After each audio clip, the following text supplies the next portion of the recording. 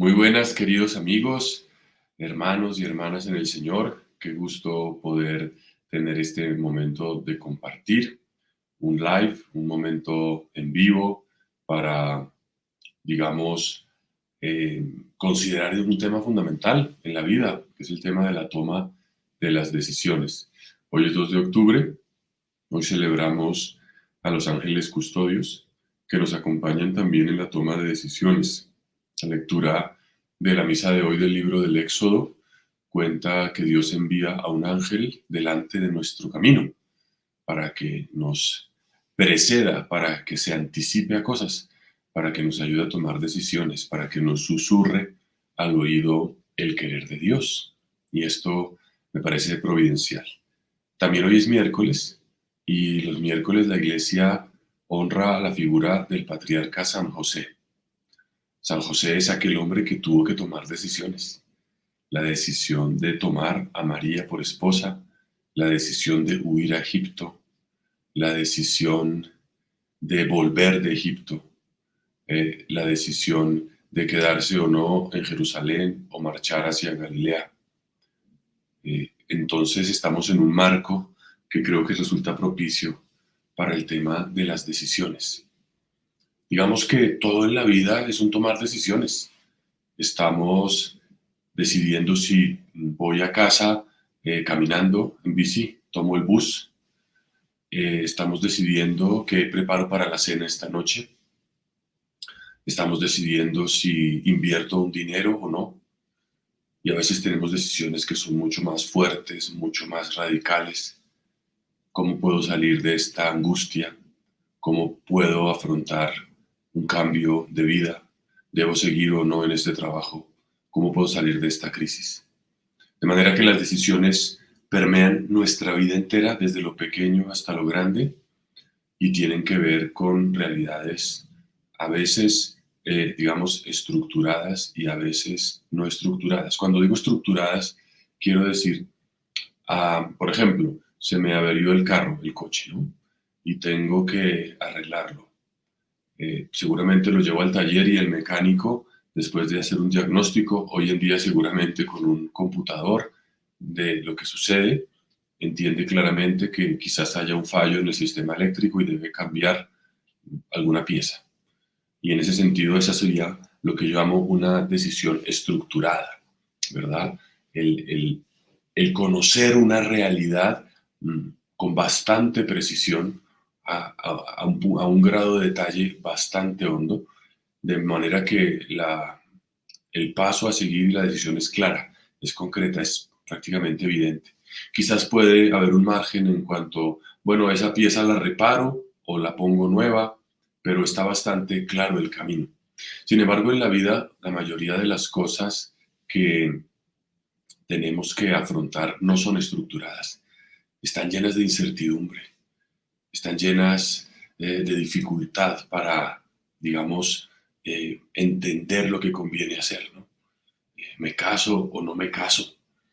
Em, ¿Debo seguir adelante con esta situación o debo frenar?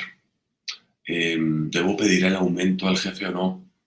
Hay muchas cosas que son mucho más complejas y esas serían las decisiones que por ese carácter de incertidumbre, de dificultad, ameritan un cierto aprendizaje, ¿no? Tomar decisiones es posible porque es una realidad práctica que, como cualquier realidad práctica humana, es susceptible de un aprendizaje.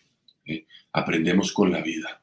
Muchas veces aprendemos a golpes, aprendemos a partir de fracasos, a partir de decisiones mal tomadas y luego aprendemos cómo tomarlas, pero no queremos tomarlas mal todo el tiempo, queremos hacer todo posible por tomarlas lo mejor posible sabiendo que siempre hay un margen de riesgo. Y ese ejercicio de entender qué es lo que conviene hacer aquí, ahora, en mi vida única, irrepetible, que no se puede comparar con la de nadie más, en estas circunstancias de hoy, en mi existencia, que no serán las de mañana, es decir, con toda la densidad de una realidad concreta, de una persona concreta, en un lugar y en un momento concreto. esa capacidad para tomar decisiones está regida por una virtud. Una virtud es una capacidad que nos permite afrontarla y se llama la virtud de la prudencia. Queremos aprender a tomar decisiones prudentes, es decir, decisiones que sean aquellas que se toman a partir de un conocimiento profundo de la realidad, que no son subjetivas, que no son caprichosas, que no son compulsivas. Este mundo en que vivimos nos invita a no pensar, a comprar, a vender, a actuar de una manera reactiva, estimulando nuestros sentimientos o nuestras reacciones. Pero la decisión profunda es aquella que se toma con base en la realidad completa y con base en la integralidad completa, es decir, teniendo en cuenta nuestra razón, nuestra voluntad, nuestros sentimientos, todo el ser. Decía Santo Tomás de Aquino, la verdad consiste en ver la realidad completa, como ella es.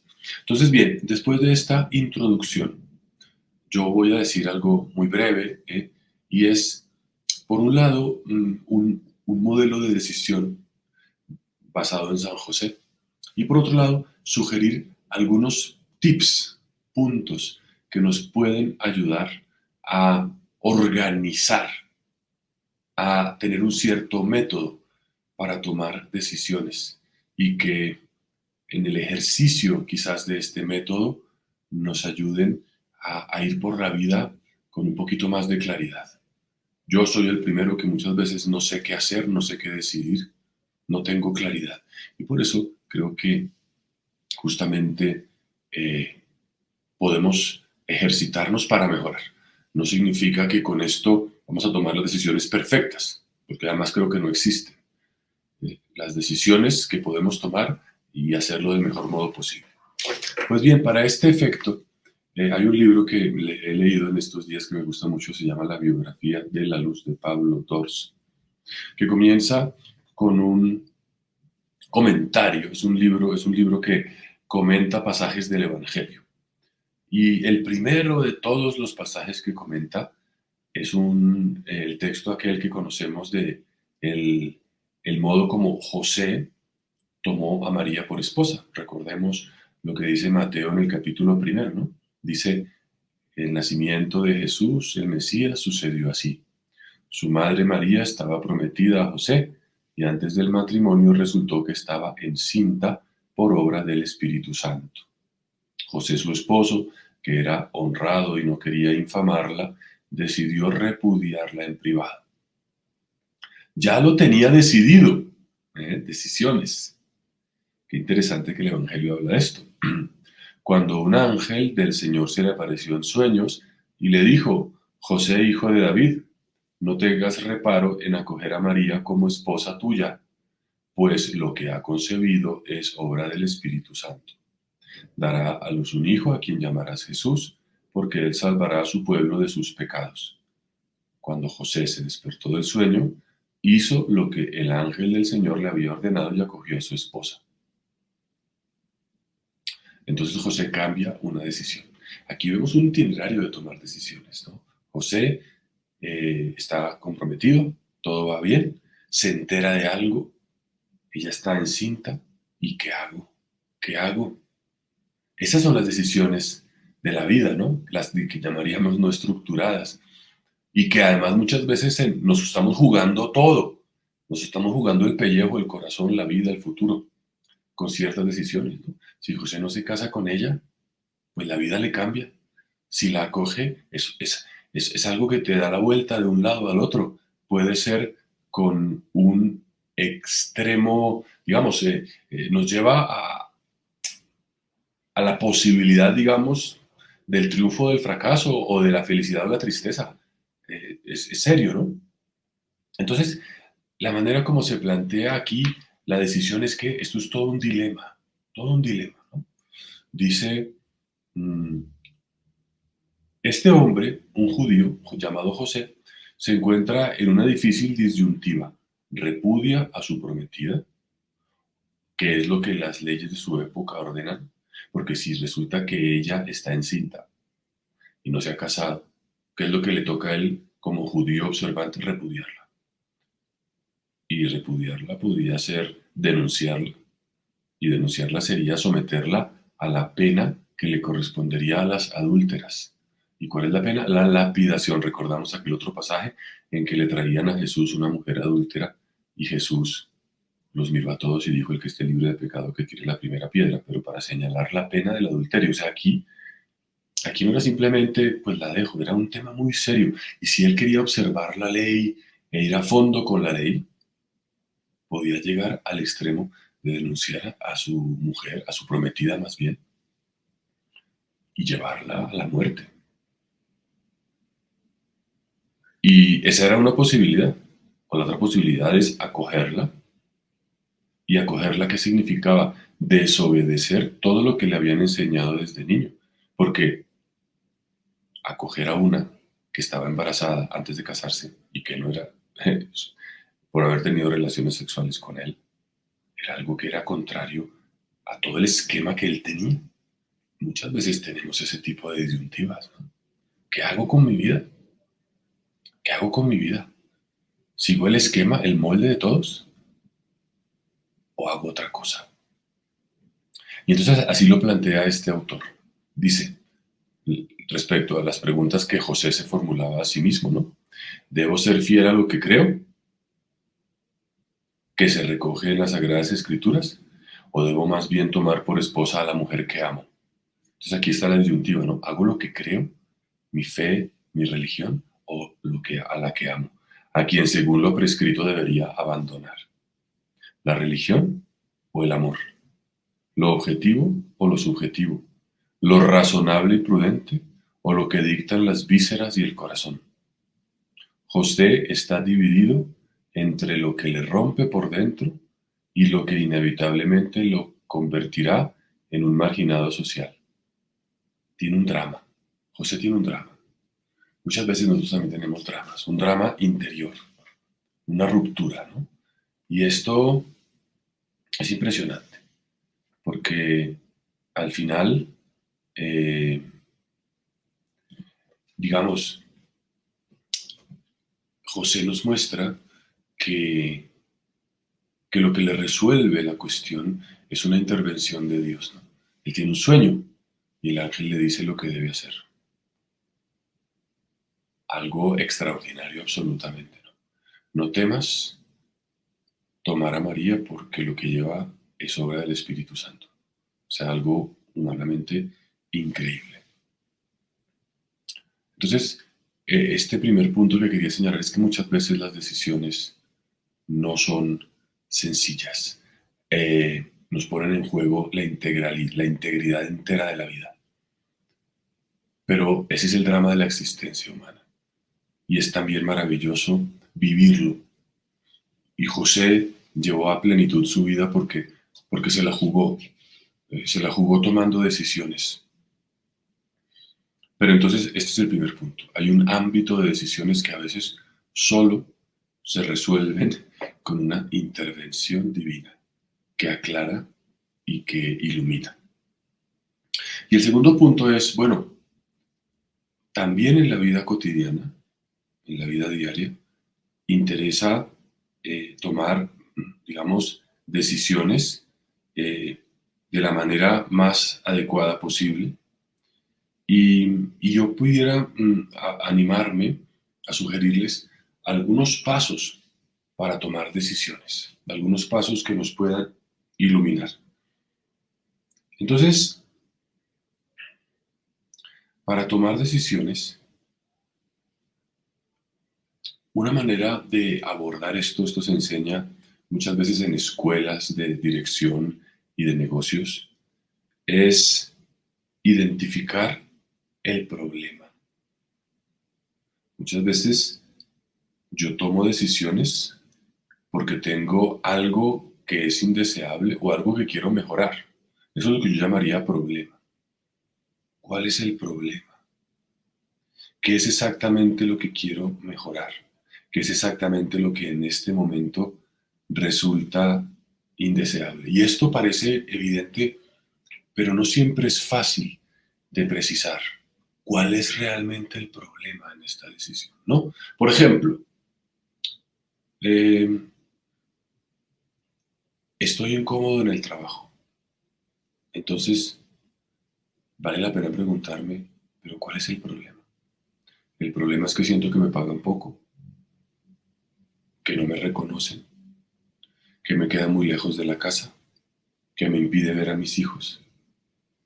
Una mezcla de algunos de estos, porque a veces puedo tomar decisiones pensando que el problema es uno y resulta que el problema es otro, ¿no?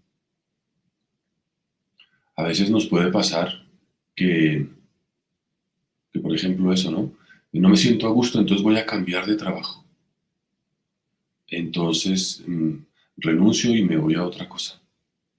Pero allá en ese nuevo sitio me doy cuenta de que también me siento a disgusto. Y entonces que posiblemente el problema no era trabajar en esta empresa, sino que realmente a mí no me gusta lo que estoy haciendo o hay otro tipo de variables. Muchas veces el diagnóstico del problema no es claro. ¿Cuál es realmente el problema? ¿Cuál es realmente mi problema? ¿Qué es realmente lo que quiero solucionar? La decisión que voy a tomar actuará realmente sobre qué aspecto de mi vida. Eso muchas veces sucede que ni siquiera lo sabemos. Y aquí es fundamental entonces el conocimiento de la realidad, ir a fondo. Y una clave para ir al diagnóstico del problema es preguntarme siempre por qué. La pregunta por qué es como un hilo que yo voy alando y al alarlo me va llevando cada vez más a fondo, muchas veces más a fondo de mi propio corazón y me permite identificar. Entonces, si vuelvo a este ejemplo que simplemente se me ocurría, ¿por qué no estoy a gusto en el trabajo? ¿Y por qué? Ah, no, pues porque me siento triste. ¿Y por qué? Ah, pues porque no me saludan. ¿Y por qué? Y vamos entrando con ese por qué hasta llegar a un punto en el cual esa pregunta no tiene una respuesta más allá. Y ahí es donde podemos entender realmente cuál es el problema. Porque muchas veces nos puede pasar. Yo como sacerdote lo veo en mi vida y lo experimento cuando tengo relación con muchas personas, ¿no? Me puedo sentir en casa no contento, ¿no? Y entonces puedo pensar que el problema son los otros, ¿no? El problema es mi marido, que no me escucha, o el problema es mi mujer. Y quizás el problema no es el otro. El problema puede ser yo, puedo ser yo. Y a veces puedo ser yo, pero puedo pensar que es una cosa. Entonces el diagnosticar el problema es fundamental. Hace un tiempo hablaba con mm, alguien que conozco que se dedica a la medicina, en concreto a la ortopedia, y me comentaba algo que me llamaba la atención y es que en las clínicas, cuando van a hacer una cirugía a una persona, por ejemplo, le van a operar un brazo, utilizan muchos medios para asegurarse de que van a operar el brazo correcto, porque ha pasado que a alguien le abran un brazo, hasta le hagan una intervención en el brazo derecho cuando resulta que el que estaba mal era el izquierdo. Entonces hacen cosas como que antes de entrar al quirófano le preguntan al paciente una vez más, evidentemente tienen toda la documentación, pero se aseguran con preguntas y marcan con alguna tinta, con algún etiquetador, el brazo que deben operar para que al llegar al quirófano por algún descuido o lo que sea, no se pierda, porque nos puede pasar, ¿no? Un diagnóstico equivocado del problema me puede llevar a soluciones inservibles o hacer aún más daño, porque si me amputan el brazo incorrecto, me quedo sin el brazo bueno y con el brazo malo sin arreglo. De manera que esto es fundamental, esto de entender cuál es el problema, cuál es mi problema. Y, y si hoy quieres tomar decisiones, eh, qué importante es esto. Miren, yo hablaba con alguien en estos días sobre mi propia vida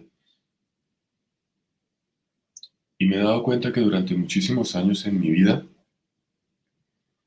había vivido como para una imagen de mí mismo, ¿no? Tengo que ser alguien importante. Y como que se daba por descontado, yo me daba por descontado que ese era mi propósito, hacer las cosas lo mejor posible para ser perfecto. Pero luego me pregunto, ¿ese es mi problema? Esa es la vida que yo quiero vivir. Y me he dado cuenta que yo quiero ser un sacerdote para la misión. Y me he dado cuenta en ese momento de mi vida que mi problema es distinto del que yo pensaba que era.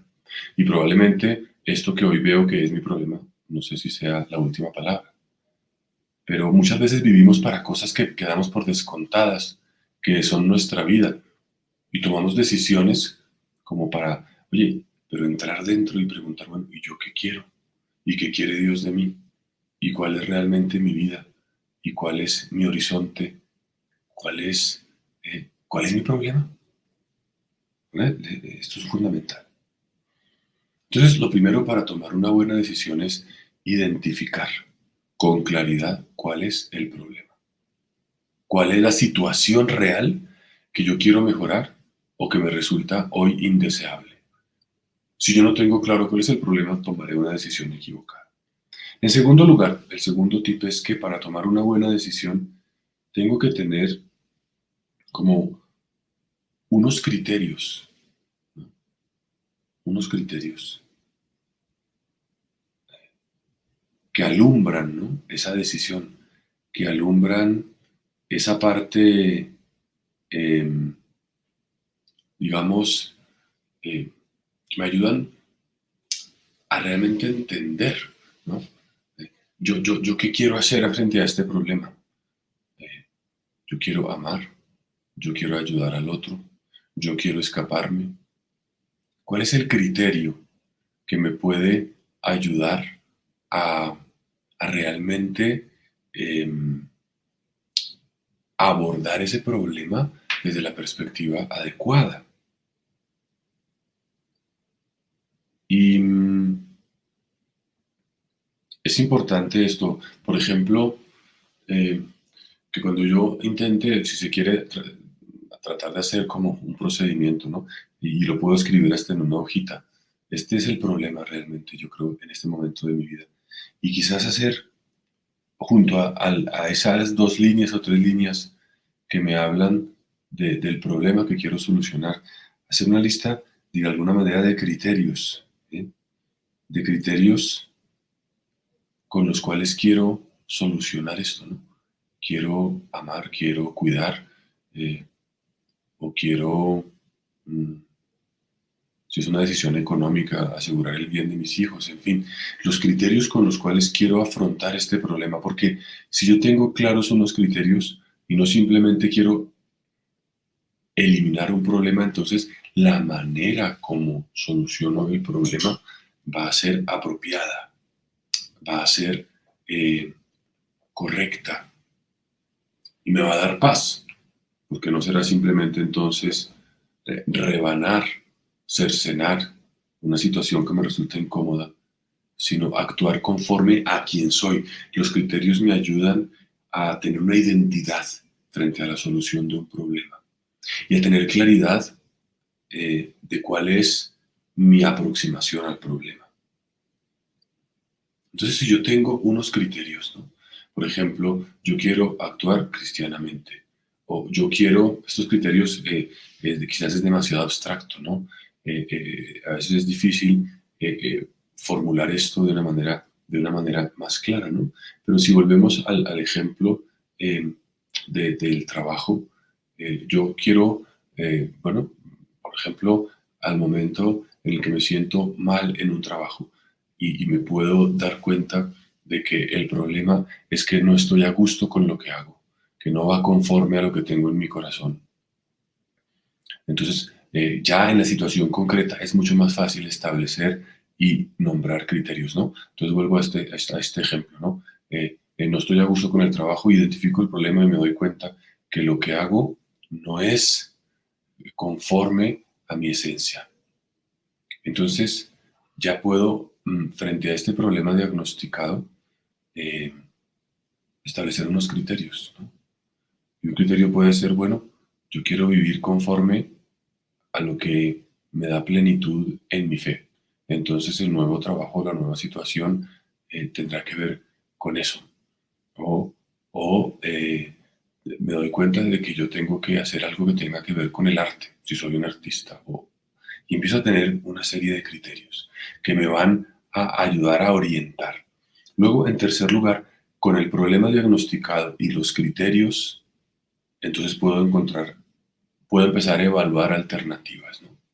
Entonces, si yo lo que veo es que tengo que buscar un trabajo que esté acorde a mi esencia, que tenga que ver con el arte y con mi fe, entonces ya puedo entender cuáles son las alternativas que realmente me funcionan.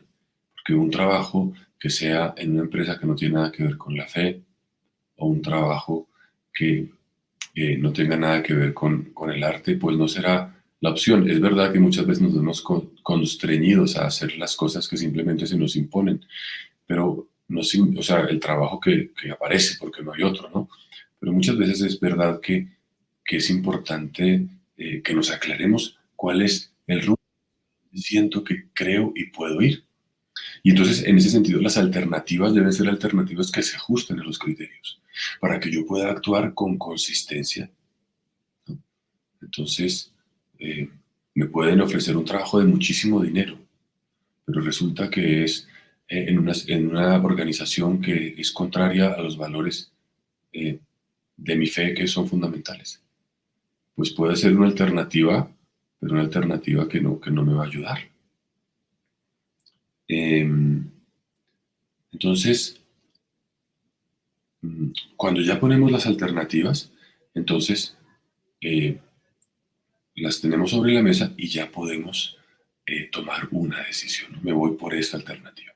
Y una vez tomada la decisión, por ejemplo, eh, si realmente, por ejemplo, no voy a cambiarme de empresa, eh, yo, yo realmente voy a buscar una posición o un traslado a otra ciudad, por ejemplo, podría ser esta la decisión. Pero una vez yo tomo la decisión, tengo que tener, y ese sería el quinto y último paso, un plan de acción. Para poder trasladarme a otra ciudad, entonces tengo que hablar con el jefe, con el supervisor, evaluar las posibilidades, examinar eh, los costos de vida, etcétera, en el otro lugar, etcétera, ¿no?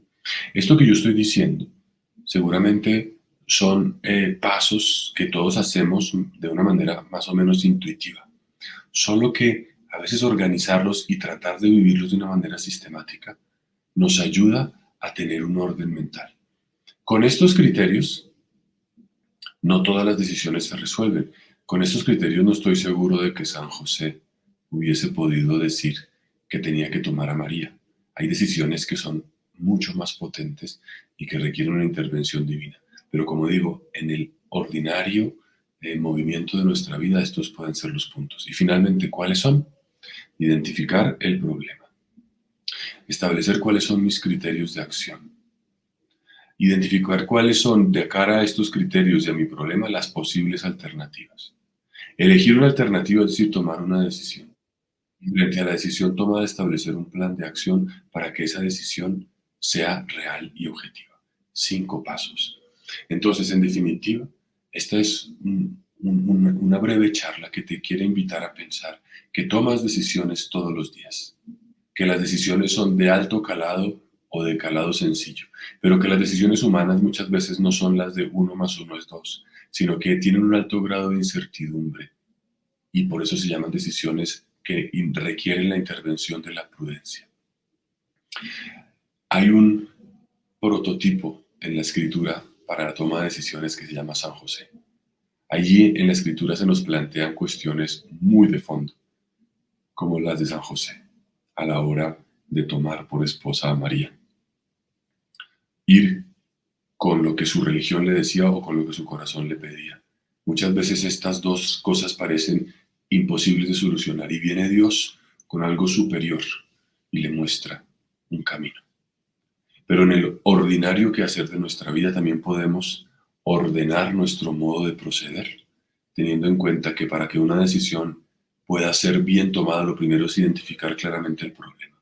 Y el problema lo identifico cuando me pregunto por qué. Esto que siento que me incomoda o que puedo mejorar, ¿por qué? ¿Por qué me incomoda? ¿Por qué se puede mejorar? Hasta identificar completamente el problema. Luego establezco unos criterios frente a este problema, qué cosas considero que se pueden, que no se pueden y que son mis criterios. Una vez teniendo unos criterios puedo buscar alternativas. Y frente a las alternativas debo elegir. Es fundamental elegir. No me puedo quedar solo con las posibilidades. Eso significa tomar una decisión. Y frente a la decisión tomada, establecer un plan de acción para que la decisión pase de la intención a la realidad. Pues bien, esto era un poco lo que yo les quería transmitir. 30 minutos de una pequeña charla que quizás pueda iluminar, pueda sugerir. Y bueno, si alguien en el chat de YouTube, aprovechando que estamos en un live, quisiera hacer alguna pregunta concreta, pues yo lo animaría a que, o los animaría a que la formulen para aprovechar y contestarla. Les agradezco su presencia. Gracias a todos los que están aquí, que comentan con sus saludos. Muchas gracias, Nancy, Andrea, Mónica, Juana, Pavlova, Flor, María, Wilson, María Elena, Rafael, en fin, todos los que se van uniendo y están aquí. Bien. Bueno, pues veo que se unen, ¿no? Saludos a todos los que se unen desde lugares lejanos, ¿no? Eh, Estupendo, ¿no? Eh, Desde Honduras, desde Guatemala, estupendo que nos unamos. Aquí ya empiezan a preguntar. Judith dice, si no logro identificar el problema, sí, muchas veces no es fácil identificar. Yo te animaría, Judith, a que pienses en el por qué, ¿no? Esa pregunta del por qué, ¿no? O sea, realmente esta situación que me incomoda, que quiero mejorar, ¿por qué? Hacer el ejercicio. Y muchas veces eso es un rumiar que no es sentarse en un momentito, sino supone un pensar, a veces escribir el por qué, creo que puede ayudar.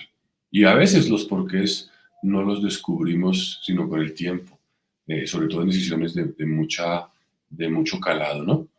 Bien, Nani pregunta, ¿cómo cultivar la virtud de la prudencia? Ese es un, bueno, digamos que la virtud se cultiva en el ejercicio mismo de la vida, ¿no? Es un saber práctico, ¿no? La virtud no es un saber teórico, entonces la virtud de la prudencia no simplemente no la puedo ejercitar con la lectura de libros, aunque yo me leyera la vida de todos los prudentes de este mundo, si yo no vivo la prudencia, no puedo crecer en ella. Y yo creo que una manera de entender la decisión prudente es, la prudencia es vivir decisiones conscientes. Yo creo que una manera de cultivar la prudencia es huir de la compulsividad. Tú vas por un centro comercial y te van a decir, compra, compra, o actúa. Y muchas veces es huir de la reactividad. Quizás una manera es tomar pausa. eh, No, no, pausa no significa demorar, enredar o dilatar o procrastinar. La pausa es el sano ejercicio de la razón. ¿eh? Y, y también porque muchas veces el prudente no es el que deja para después. La prudencia muchas veces supone actuar inmediatamente. O sea, al que tiende a procrastinar le invita a acelerar y al que tiende a ser compulsivo a demorar. Pero es tomar decisiones conscientes. Bueno, ¿yo por qué voy a hacer esto? ¿Por qué hice esta llamada? ¿Por qué saludé a esta persona? ¿Por qué hice esta compra? ¿Por qué viajé a este lugar? Esto nos ayuda a que la decisión de nuestra vida sea consciente. Bien, entonces un saludo a todos los demás. Aquí Luis Freddy dice, tomar una decisión sería como tomar un camino que me lleve a amar o no. Sí, pudiéramos decir que una decisión supone un camino y que efectivamente, como lo decía Santo Tomás de Aquino, la caridad o el amor es la forma de todas las virtudes. Es decir, em, la prudencia sin amor sería cálculo, sería estrategia. La verdad sin amor sería denuncia, sacar los cueros al sol. La justicia sin amor sería simplemente repartición. El amor es lo que le da contenido y sentido a todas las virtudes. Entonces, uno sí pudiera decir que la vivencia de la prudencia nos lleva a vivir profundamente en el amor. Rocío dice, a veces en oración pido luz a Dios y su respuesta es silencio. ¿Cómo podría interpretar ese silencio? Em, bueno, esa es una buena pregunta, ¿no? Em, bien, pues que pienso que hay muchos tipos de silencios, ¿no?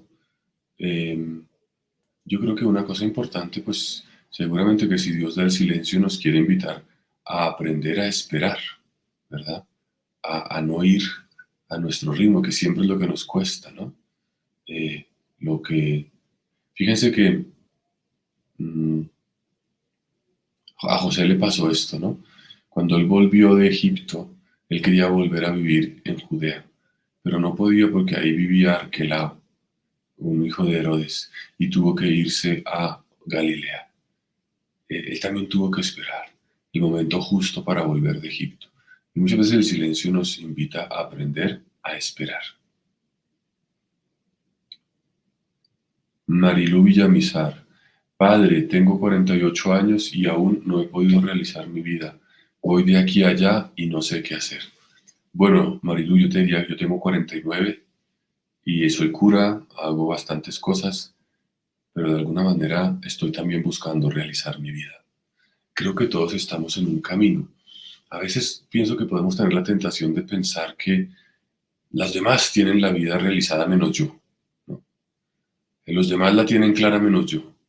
¿Por qué? Pues porque no tengo trabajo, o porque no estoy casado, o porque no he hecho lo que otros han hecho. Y resulta que, aunque tenga trabajo, esté casado, tenga hijos, no necesariamente por eso tengo la vida realizada. ¿Qué es tener una vida realizada, no? Pienso que es un camino para todos, ¿no? Entonces pienso que indudablemente esto no significa que no podamos tener una situación de vida mejor o más plena, ¿no? Pero em, siempre en nuestra vida hay conflictos, interrogantes, cosas por definir. Y a veces podemos pensar que, que otros lo tienen, ¿no? Creo que todos estamos en una búsqueda muy profunda y una búsqueda de plenitud.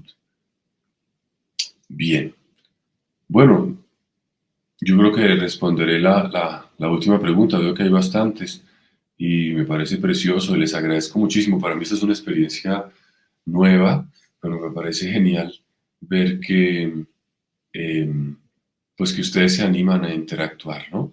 Les agradezco por acompañarme en esta, digamos, aventura. Y entonces, bueno, voy a responder una pregunta más. La siguiente, a ver si la encuentro. Eh, mm, Saludos allá en Panamá, en todo Colombia, en toda América.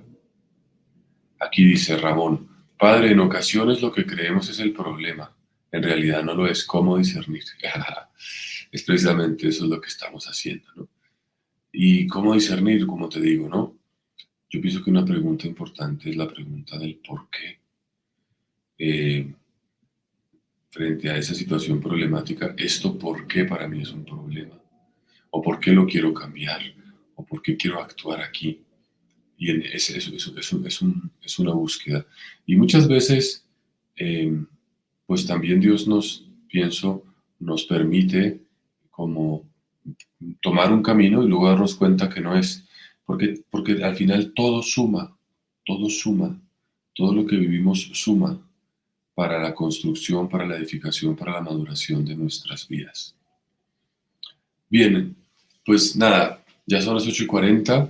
Yo les quiero agradecer. Lamento no responder todas las preguntas, que ya veo que son un montón. Saludos de nuevo a todos. Veo qué preciosidad. Saludos a Chile, desde Argentina, Tucson, Arizona. eh, bueno, qué maravilla. Desde Colombia. Bueno, me parece impresionante. Qué alegría poder vivir esto y bueno, esto me da pistas para seguir adelante. Yo finalmente quiero decirles que toda esta actividad que hago aquí también en el canal es posible gracias a la Fundación Ayuda a la Iglesia que Sufre, que me gustaría que ustedes conozcan. Se llama ACN. Y yo los invitaría. Aquí van a aparecer al final unos códigos QR que pueden escanear y que les dan más información. La Fundación Ayuda a la Iglesia que Sufre se dedica a ayudar a la iglesia necesitada y perseguida en el mundo entero. Y es muy lindo poder ayudar a una fundación del Papa católica que ayuda a los misioneros, a los sacerdotes, a los seminaristas, tiene un carácter pastoral, ayuda, informa y promueve la oración y la plegaria por los cristianos perseguidos. Así que les animo a que un poco investiguen, conozcan más y se unan a nosotros. Gracias por estar aquí.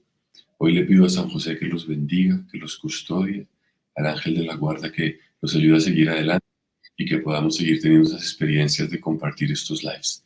Me siento muy contento y muy honrado. Y les doy la bendición a todos en nombre del Padre, del Hijo y del Espíritu Santo. Muchas gracias. Dios los bendiga.